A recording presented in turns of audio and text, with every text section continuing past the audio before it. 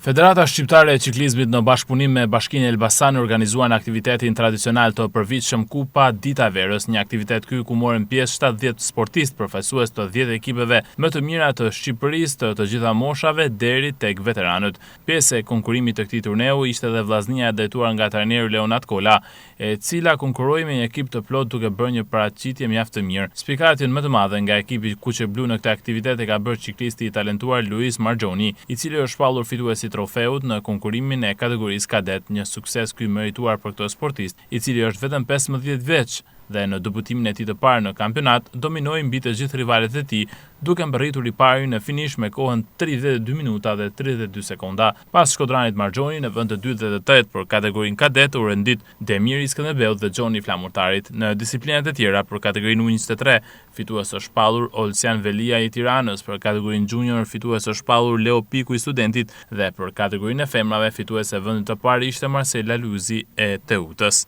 Dhe neve jemi para një përgatitje të madhe gjithashtu me mbështetjen e Bashkisë së Elbasanit me Giron e Italisë. Unë do ta falenderoja kryeministrin se për mua nuk dua t'i bëj olozhe se është burrë i mençur, po ka ditur që ato lekë që i ka hedhur shumë shpejt jo do kthehen,